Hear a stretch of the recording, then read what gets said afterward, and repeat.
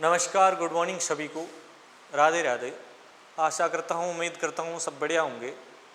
आप सभी का एक बार फिर से इस प्लेटफॉर्म पर हार्दिक स्वागत और अभिनंदन। आशा करता हूँ, उम्मीद करता हूँ आपने इससे पूर्व के जो लेक्चर है, जो वीडियो है, वो ज़रूर देखे होंगे। और अगर वो आप देख के आए हैं तो ऑब्वियसली बात है, आपको ये बात समझ में आएगी।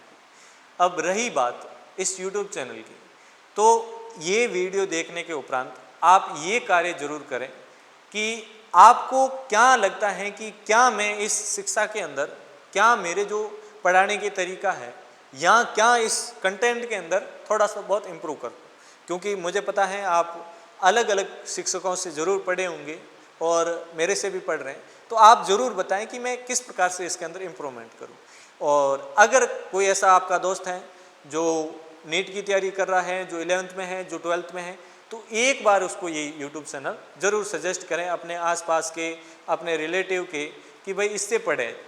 क्यों पढ़ा जाए? क्योंकि मैंने बहुत सारे बच्चों हैं जो बोर्ड क्लास वगैरह हैं, उनके अच्छे स्कोर है, नीट वालों के भी बहुत अच्छे स्कोर है बायो के अंदर। तो होगा क्या, फ़ायदा क्या है कि आपको यहाँ पूरा कंटेंट वर्ष भर फ्री मिलेगा। आपको NCERT की रीडिंग करवाऊँगा मैं यहाँ से, पूरे साल आपको बैठ शॉर्ट नोट मिलेंगे। इसके साथ साथ आपको बहुत सारे माइंड मैप मिलेंगे, प्रीवियस ईयर के क्वेश्चन मिलेंगे। ये पूरा सिलसिला है वो साल भर इसके अंदर चलता रहेगा। तो इससे आपको बहुत ही हेल्प मिलेगी अपने कुछ गोल हैं आपके, उसको अचीव करने के लिए। धन्यवाद। तो ये थोड़ी सी बात को आप सीरियस लेके जरूर एक बार इस पर गहन करना। अब नर जनन तंत्र के बारे में अपन ने पूरा पढ़ लिया था, मादा जनन तंत्र के बारे में भी पूरा पढ़ लिया था। उसके बाद मादा जनन तंत्र के बाह्य ज्ञानेंद्रिया जनेंद्रिया पढ़ ली थी। उसके साथ ही आंतरिक जो गर्भाशय वगैरह है उन सभी को भी पढ़ लिया था। इसके बाद मादाओं के अंदर सहायक ग्रंथियों के रूप में एक ही ग्रंथि पाई जाती है जिसको बोला जाता है स्तन ग्रंथि। मादाओं के अंदर एक जोड़ी रूप में स्तन ग्रंथियां पाई जाती हैं। अब स्तन ग्रंथियों के अंदर ऊपर सबसे पहले वसा उत्कों का क्या होता है?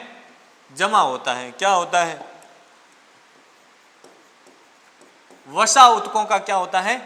जमा होता है। इस वसा उत्कों के अंदर आपकी पाई जाती हैं स्तन पालियां। उन स्तन पालियों के अंदर पाई जाती हैं स्तन कूपिका। क्या होता है कि इस प्रकार से कूपिका होती है, कूपिका के बाहर की साइड पाई जाती हैं कोशिकाएं और 20 वाले भाग को बोला जाता है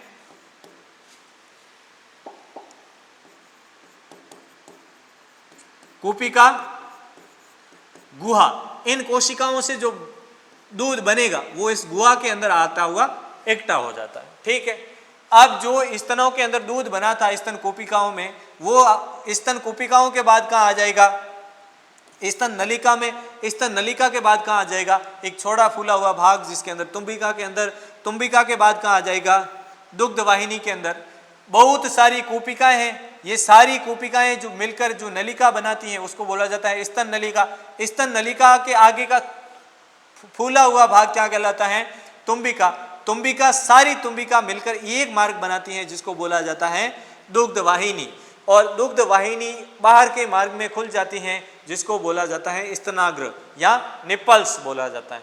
अब इस निप्पल के चारों ओर क्या होता है? यहाँ वाला जो आवरण होता है, थोड़ा डार्केस्ट एरिया होता है जिसको बोला जाता है एरोला। क्या बोला जाता है? एरोला बोला जाता है। तो स्तन ग्रंथियों के अंदर सबसे पहले आपको वसा उत्तक देखने को मिलेंगे। वसा उत्तकों के नीचे बहुत सारी क्या दिखने को मिलेगी? स्तन पालियां। स्तन पालियों के अंदर पाई जाती हैं स्तन कूपिका। स्तन कूपिका जो बाहर से कोशिका होती है, अंदर गुहा पाई जाती है। कोशिका दुग्ध का निर्माण करेगी और वो उस निर्माण के बाद दूध को गुहा के अंदर छोड़ देगी। अब जो दूध गुहा के अंदर आया है वो स्तन नलिका की सहायता से आगे बढ़ेगा। आगे बढ़ने पर क्या है? स्तन नलिका थोड़ी सी फूली होती है, उस भाग को बोला जाता है तुम्बिका। तुम्बिका, सारी तुम्बिका मिलकर एक दुग्ध वाहिनी का निर्माण करेगी और ये एक दुग्ध वाहिनी निप्पल की सहायता से बाहर खुलती है। और जो शिशु होता है, जो नवजात बच्चा बनेगा, वो इसी निप्पल की सहायता से दूध को पीता है। अब इस निप्पल के चारों ओर थोड़ा सा एक डार्क एरिया होता है जिसको बोला जाता है एरोला। अब दुग्ध का मार्ग क्या है? सबसे पहले दुग्ध कहाँ बनेगा? कूपिका के अंदर। और ये दुग्ध का निर्माण करती है। मैंने अभी बताया था कूपिका गोलाकार होती है और उसके अंदर कोशिका और उसके अंदर गुहा पाई जाती है। जो कोशिका है वो दूध का निर्माण करेगी, गुहा स्टोर करती है। तो कूपिका सर्वप्रथम कहाँ पाया जाता है दूध? कूपिका के अंदर। कूपिका के अंदर दूध बनेगा और उसके बाद आ जाएगा स्तन नलिका। इस स्तन नलिकाओं के अंदर दूध कूपिकाओं से नलिकाओं में आ जाता है। स्तन नलिकाओं के बाद कहाँ जाता है? स्तन वाहिनी के अंदर, जहाँ ये नलिकाएं मिलकर क्या बनाती हैं? वाहिनी बनाती हैं। वाहिनी का फूला हुआ भाग क्या कहलाता है? तुम्बिका कहलाता है। और यहाँ पर दूध का संचय होता है या स्टोर होता है। इस तुम्बिका के बाद क्या आ जाती है? आपकी दुग्ध वाहिनी। यानी सारी तुम्बिका मिलकर क्या करती है? दुग्ध वाहिनी का निर्माण करती है। अतः दूध अंत में इस वाहिका के माध्यम से बाहर निकलता है, इस वाहिनी की सहायता से बाहर निकलता है। तो अगर आपसे दूध का पथ पूछ लिया जाए या दूध का मार्ग, तो सबसे पहले दूध कूपिका में बनेगा, कूपिका के बाद स्तन नालिका, स्तन नलिका के बाद स्तन वाहिनी, स्तन वाहिनी के बाद तुम्बिका, तुम्बिका में स्टोर होता रहता है, तुम्बिका के बाद दुग्ध वाहिनी में, दुग्ध वाहिनी के बाद निप्पल की सहायता से शिशु के मुख के अंदर या बाहर निकल जाता है। उसके बाद अपन ने मादा के अंदर बाह्य जनेंद्रिया पड़ी थी। उस बाह्य जनेंद्रिय के अंदर या बाह्य जेनेटिक जो ऑर्गन्स थे उसके अंदर आपने देखा था कि योनि पाई जाती। अब उस योनि के ऊपर एक लाल रंग का अपन ने आवरण बनाया था जिसको बोला जाता है हाइमेन। क्या बोला जाता है? हाइमन। अब ये योनि आच्छाद या हाइमन क्या होता है? महिलाओं के योनि का जो क्षेत्र होता है उसको आंशिक रूप से क्या करता रहता है? आवृत करता रहता है। अब वर्तमान में क्या है? बहुत सारी भ्रामकताएं हैं कि ये जो हाइमन है ये किसका सिंबल होता है? वर्जिनिटी का। यानी उस महिलाओं को क्या नहीं है? कौमार्य की जानकारी नहीं है वो महिला। अगर उसके अंदर हाइमन है तो माना जाता है कि वो वर्जन है, नहीं तो नहीं। पर ये क्या है? कथन बिल्कुल क्या है? गलत है। क्या है? गलत है। क्यों गलत है? क्योंकि कई महिलाओं के अंदर प्रथम सेक्सुअल इंटरकोर्स के बाद योनि आसद सुरक्षित रहता है। भाई आप मानते हो कि अगर उसने सेक्सुअल इंटरकोर्स किया है तो उसका हाइमन टूट जाना चाहिए था, पर कई महिलाओं के अंदर ये प्रथम सेक्सुअल इंटरकोर्स के बाद भी रहता है, तो इसको आप ऐसा तो नहीं मान सकते। बाकी कई महिलाओं के अंदर कड़ी ट्रेनिंग के अंदर भाई वो यहाँ स्पोर्ट्स है, घुड़सवारी है, साइकिलिंग है, उस समय क्या हो जाता है? टूट जाता है, क्योंकि बहुत ही पतली क्या होती है? झिल्ली होती है। जबकि कई महिलाओं में सेक्सुअल इंटरकोर्स से पूर्व ही ये फट जाता है। इसके कारण हो सकते हैं घुड़सवारी है, साइकिल है, और तीसरा है टेम्पोन। टेम्पोन क्या है कि जिस प्रकार से जो आर्तव चक्र के बाद महिलाओं को उपयोग करने की वस्तुएं होती है जिसके अंदर पैड्स होते हैं, उसी प्रकार ये एक टेम्पोन होता है, कुछ इस प्रकार का बना हुआ।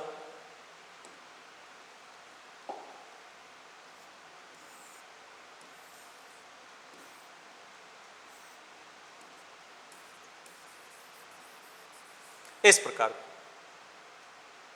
अब ये क्या करता है?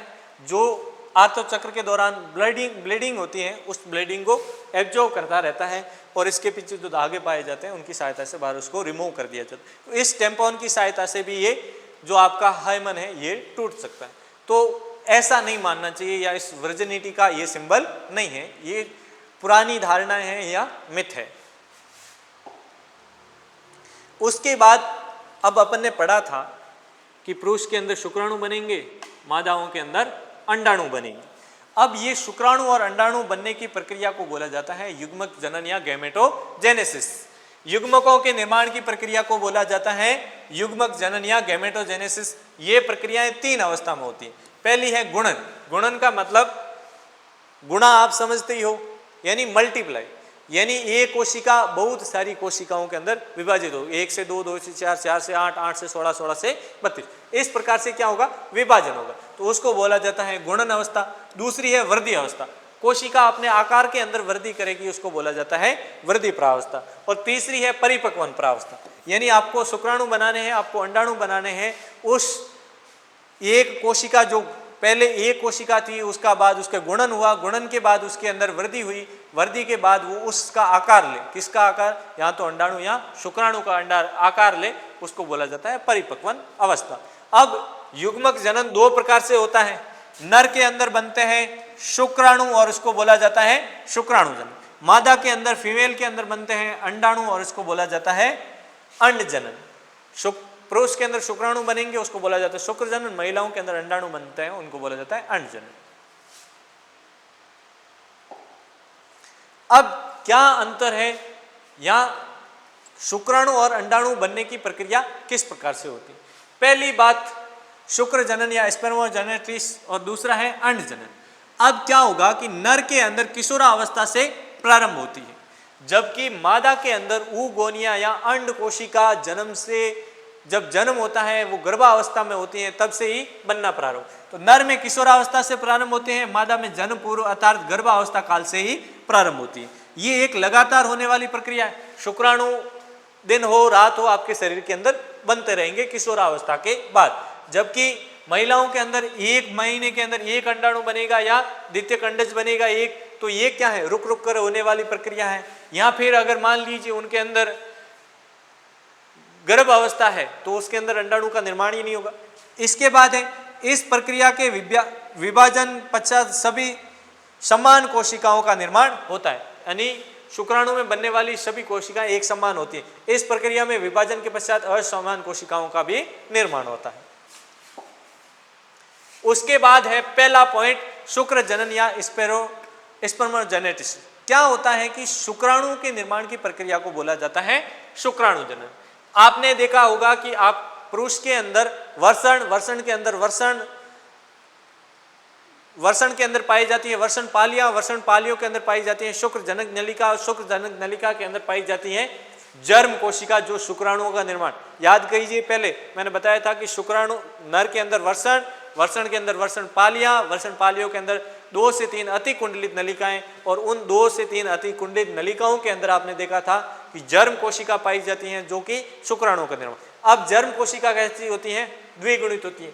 अब क्या होगी, इस जर्म कोशिकाओं की कुछ कोशिकाएं समसूत्री विभाजन करेगी, और समसूत्री विभाजन करेगी तो कितनी कोशिकाएं बनेगी, 2 कोशिका।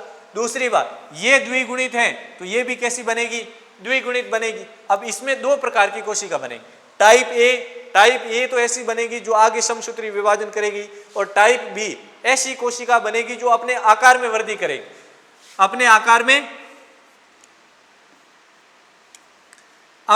में क्या कर लेगी, वृद्धि कर लेगी। ये आपको छोटी कोशिका दिखाई दे रही है, ये बड़ी कोशिका। तो पहले क्या है कि नर जर्म कोशिका समसूत्री विभाजन किया, 2 कोशिका बनी। अब इसमें से एक कोशिका क्या कर रही है, अपने आकार में वृद्धि कर रही है, इसको बोला जाता है वृद्धि प्रावस्था। पहली एक कोशिका थी, 1 से 2 बनी, इसका मतलब क्या हुआ, गुणन हुआ, तो गुणन अवस्था। फिर वो दूसरी बनी, वो आकार में वृद्धि कर रही है, इसका मतलब क्या होगा, वृद्धि प्रावस्था। अब जो ये आकार के अंदर वृद्धि की है इसको बोला जाता है प्राथमिक शुक्राणु कोशिका। अब ये क्या करेगी, पहले कौन सा विभाजन करेगी,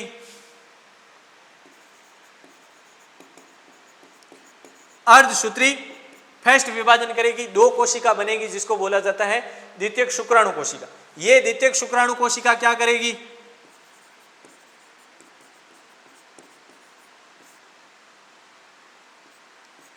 अर्धसूत्री सेकंड करेंगी, और कितनी कोशिकाएं बन जाएगी, 4 कोशिका, और जिसको बोला जाता है शुक्राणु पूर्व कोशिका। अब ये शुक्राणु पूर्व कोशिका विकसित होकर परिपक्वन होकर क्या करती हैं, शुक्राणुओं का निर्माण करती हैं।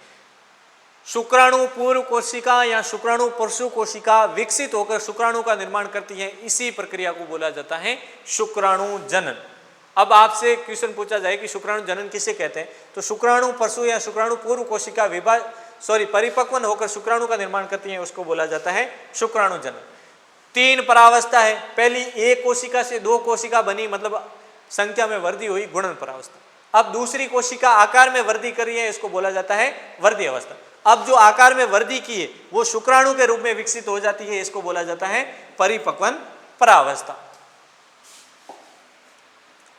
अब जो शुक्राणु बने हैं उन शुक्राणु का आकार कैसा होता है, शुक्राणु के अंदर क्या क्या पाए जाते हैं। अब देखो शुक्राणु मुख्यतः 3 भाग होते हैं। कितने भाग? 3 भाग। सबसे आगे वाले भाग को बोला जाता है शीर्ष या हेड, मध्य वाले भाग को बोला जाता है मध्य भाग और अंतिम में पाई जाती है पूंछ। अब क्या होता है कि शुक्राणु के सबसे आगे वाले भाग के अंदर क्या पाया जाता है? टेस्ट्रोल्स और ग्लाइकोप्रोटीन के कवक पाए जाते हैं। उसके बाद इसके अंदर क्या पाया जाता है? गैलिया कैविटिस पाया जाता है। उसके बाद इसके अंदर बहुत सारे एंजाइम पाए जाते हैं और उनको बोला जाता है एक्रोसोम। ये एक्रोसोम क्या करते हैं? इसके अंदर जो आपको ये एंजाइम दिखाई दे रहे हैं यहां पर भरे हुए हैं, ये क्या करेंगे? शुक्राणु के हेड में पाए जाते हैं और इसके अंदर कई एंजाइम उपस्थित होते हैं जो अंडाणु के आवरण को भेदने में शुक्राणु की मदद करते हैं। अब आपने पढ़ा था अंडाणु पहले महिला जनन तंत्र के अंदर, और उसके अंदर देखा था कि उसके ऊपर 2 आवरण है, उसके ऊपर जोना पेलिस्यूडा भी पाई जाती। अब उस आवरण को भेदने के लिए शुक्राणु के पास तो कोई तीर तो होना चाहिए या बंदूक की गोली तो होनी चाहिए। अब उस बंदूक की गोली के रूप में इसके पास पाया जाता है एक्रोसोम।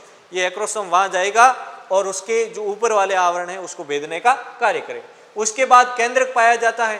अगुणित केंद्रक है, 23 गुणसूत्र है, क्योंकि जो अभी अपन ने देखा था शुक्राणु बने था वो अर्धसूत्री विभाजन के दौरान बना था, और अर्धसूत्री विभाजन से बनने वाले सारे के सारे कोशिकाएं अगुणित होती हैं, उनमें गुणसूत्रों की संख्या आधी हो जाती है। उसके बाद इसके अंदर 2 तारक केंद्र पाए जाते हैं, अग्र तारक केंद्र और पश्च तारक केंद्र। जब निषेचन होगा तो अग्र तारक केंद्र क्या करेगा? प्रथम विदलन में स्प्लेंडन तंतु बनाएगा और पश्च तारक केंद्र है वो अक्षय तंतु के अंदर बनाएगा। ये निषेचन के पश्चात होने वाले। इसके बाद इसके अंदर क्या पाए जाते हैं? ये आपको बहुत सारे क्या दिखाई दे रहे हैं? माइटोकॉन्ड्रिया या सूत्र कणिका है, और इनको क्या बोला जाता है? नेबकण। क्या होता है कि सूत्र कणिकाएं या माइटोकॉन्ड्रिया एक व्यवस्थित स्प्रिंग तरीके से व्यवस्थित रहते हैं, इसी को बोला जाता है नेबकण। इसके बाद इसके ऊपर क्या पाया जाता है? ये बार वाली भित्ति मैंने थोड़ी सी मोटी बनाई है। इस परिधीय भाग के अंदर कोशिका द्रव्य एकत्रित होता है जिसको बोला जाता है मेन सेट। अब ये जो इसके अंदर माइटोकॉन्ड्रिया या सूत्र कणिकाएं पाई जाती है, ये माइटोकॉन्ड्रिया इसको क्या करता है? ऊर्जा प्रदान करता है। क्या करता है? ऊर्जा प्रदान करता है, ताकि शुक्राणु क्या कर सके? गति कर सके। और इसके बाद इसके पास पूंछ पाई जाती है। पूंछ के 2 भाग होते हैं, मुख्य भाग और अंतिम भाग। ये पूंछ क्या करती है? शुक्राणु को गति प्रदान करने का कार्य करती है। मध्य भाग क्या करता है? मध्य भाग ऊर्जा प्रदान करता है, पूंछ गति प्रदान करती है। और सिर के अंदर तो क्या पाया जाता है? पहली बात तो एक्रोसोम जो अंडाणु को भेदेगा, दूसरा इसके अंदर केंद्रक पाया जाता है। केंद्रक अंडाणु के साथ निषेचित होगा, निषेचन के बाद भ्रूण बनेगा। इसीलिए इसके अंदर आगे वाले भाग के अंदर 2 काम के चीज हैं, एक तो है एक्रोसोम जो अंडाणु को भेदेगी, दूसरा है केंद्रक, अगुणित होता है। उसके बाद जो ये वाला भाग है इसके अंदर जो सूत्र कणिकाएं होती हैं या माइटोकॉन्ड्रिया होता है वो ऊर्जा प्रदान करता है, ये गति प्रदान करता है। ये था आपका शुक्राणु। उसके बाद शुक्राणुओं में हार्मोन का नियंत्रण। नर के अंदर किस प्रकार से? भाई ऐसा तो नहीं होता 10 वर्ष की उम्र में, 5 वर्ष की उम्र में शुक्राणु निर्मित नहीं होते, 12 वर्ष की उम्र में कैसे हो जाते हैं? तो आपने 11वीं क्लास के अंदर ये जरूर पढ़ा होगा, आपने ग्रंथियों के बारे में जरूर पढ़ा होगा। तो ग्रंथियों के अंदर जो सबको नियंत्रण करती है वो है पीयूष ग्रंथि, मास्टर ग्रंथि कहा जाता है। अगर पीयूष ग्रंथि को भी कोई नियंत्रित करती है तो वो है हाइपोथैलेमस, तो इसीलिए उसको बोला जाता है मास्टर ऑफ मास्टर ग्लैंड, यानी मास्टर ग्रंथि है उसको भी क्या करती है? नियंत्रित करती है। तो आपकी जो हाइपोथैलेमस है उससे कौन सा हार्मोन निकलेगा? GnRH, gonadotropin releasing hormone. अब ये किस पे कार्य करेगा? अग्र पीयूष ग्रंथि से। अग्र पीयूष ग्रंथि से कितने हार्मोन निकलेंगे? 2। पहला निकलेगा पीत पिंडकर हार्मोन जिसको शॉर्ट में LH कहते हैं, दूसरा है पुटकोदीपक हार्मोन जिसको FSH कहते हैं। अब ये पीत पिंडकर हार्मोन किस पे कार्य करेगा? लीडिंग कोशिकाओं पर। किस पे? लीडिंग कोशिकाओं पर। और किसका निर्माण करेगा? एंड्रोजन का। दूसरा है पुटकोदीपक हार्मोन, ये किस पे कार्य करेगा? ये सर्टोली कोशिकाओं। ये सर्टोली कोशिकाओं पर कार्य करके क्या निकालेगा? एंड्रोजन बंधक प्रोटीन हार्मोन निकालेगा और इसकी सहायता से शुक्राणु जनन होगा। इसी के साथ एक हार्मोन और निकलेगा जिसका नाम है इनमिन। ये क्या करता है इनमिन कि मान लीजिए टेस्टोस्टेरोन का लेवल बढ़ गया, मान लीजिए शुक्राणु जनन बहुत तेजी से हो रहा है, तो ये क्या करेगा, ये आपके अग्र पीयूष ग्रंथि और हाइपोथैलेमस को कहेगा कि भाई अब तो बस कर दे, जान लेगा क्या। तो ये क्या करता है, इन हाइपोथैलेमस और अग्र पीयूष ग्रंथि के जो हार्मोनल बैलेंस है उसको कम करने का कार्य करता है। उसके बाद अपन ने पहले वीर्य पढ़ा था कि नर के वर्षण कोशिका के अंदर बनते हैं शुक्राणु, और उसी के साथ शुक्र ग्रंथियां हैं वो स्त्रावण करती हैं शिम का या फिर, तो वो दोनों आपस में मिलकर किसका निर्माण करते हैं, वीर्य का। वीर्य के अंदर क्या पाया जाता है, लगभग 90% तो क्या पाए जाते हैं, शुक्राशय प्लाज्मा, यानी शुक्राणु जो आपकी सहायक ग्रंथियां थी उससे निकलने वाले प्लाज्मा, तो वो होता है 90% और 10% क्या होते हैं, शुक्राणु होते हैं। अगर इन दोनों को जोड़ दिया जाए तो क्या बनता है, वीर्य बनता है। तो वीर्य के अंदर शुक्राणु की मात्रा बहुत ही कम होती है, यानी 10% होती है, 90% तो उसके अंदर जो पदार्थ पाए जाते हैं शुक्राशय। अब इसके बाद जब एक बार नर से शुक्राणु निकलते हैं तो लगभग वीर्य निकलता है, वो कितना निकलता है, 2.5 से 5 ml, कितना, 2.5 से 5 ml। अब उस वीर्य के अंदर 2.5 से 5 ml वीर्य के अंदर लगभग 20 से 30 करोड़ क्या होते हैं, शुक्राणु होते हैं। तो अगर अभी आप कभी भी आपको जिंदगी के अंदर थोड़ा सा ऐसा लगे कि यार हो नहीं रहा है या आनंद नहीं आ रहा है, जीवन के अंदर परेशानियां हैं, क्योंकि परेशानियां आपके जीवन का एक हिस्सा है, अगर कभी लगे कि यार परेशानियां हैं तो जीवन में हारना मत। क्यों मत हारना, क्योंकि आपने जीवन की पहली रेस 200 से 300 करोड़ लोगों के साथ लगे। अब लगभग नीट के अंदर फॉर्म भरे जाते हैं 25 लाख 26 लाख। अब क्या हार रहे हो जब आप अपने भाइयों के साथ या बहनों के साथ लगभग 200 से 300 करोड़ लोगों के साथ आपने जीवन की पहली रेस लगाई। भाई आप इस पृथ्वी पर आए, इसका मतलब क्या है, आप सबसे तेज भागे, वीर्य निकला था, वीर्य निकलने के बाद 20 से 30 करोड़ लोग थे। अब उस 20 से 30 करोड़ लोग में आप सबसे तेज भागे होंगे और सबसे पहले अंडाणु के पास पहुंचेंगे। तो कभी भी जीवन में ऐसे निराशा आए कि यार हार रहे हैं, हो नहीं रहा है, तब जीवन के सबसे पहली रेस को याद करना कि हाँ यार मैं कम से कम पहली रेस ही जीवन की 20 से 30 करोड़ लोगों के साथ भागा था। तो अब ये जीवन की जो 25 लाख नीट के अंदर फॉर्म भरे जाते हैं, इनसे मैं क्या कंपटीशन नहीं कर पाऊंगा या क्या मैं इनको पीछे नहीं रख सकता हूँ, तो आराम से आपका जीवन सुखमय हो जाएगा। क्यों, क्योंकि आप पॉजिटिव विचार करेंगे। जब जीवन के अंदर आपके पॉजिटिव विचार आते हैं या पॉजिटिव थिंकिंग होती है, तब आधे दुख तो ऐसे ही इस प्रकार से हल हो जाते हैं।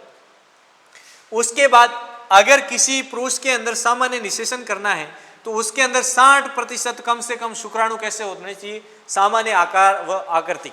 कोई शुक्राणु कमजोर होंगे, कोई हेल्थी होंगे, तो उसके अंदर कम से कम 60% शुक्राणु हैं सामान्य आकार के, हेल्थी होने चाहिए। और इनमें से कम 40% शुक्राणु क्या होने चाहिए, अत्यंत गतिशील होने चाहिए।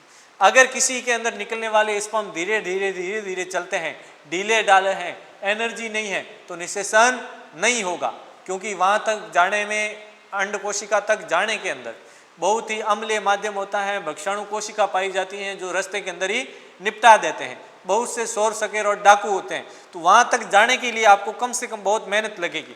तो इसीलिए क्या है कि कम से कम इसमें 40%, यानी अगर मान लीजिए 100 शुक्राणु भागेंगे तो 100 शुक्राणु में से 40 शुक्राणु तो ऐसे होने चाहिए जो हष्टपुष्ट हो और बहुत तेज गति के साथ भागे। अब है अगला अंड जनन। अंड जनन का मतलब अंडाणुओं के निर्माण की प्रक्रिया। अब अंडाणु निर्माण की प्रक्रिया को अपन नेक्स्ट पार्ट के अंदर पढ़ेंगे।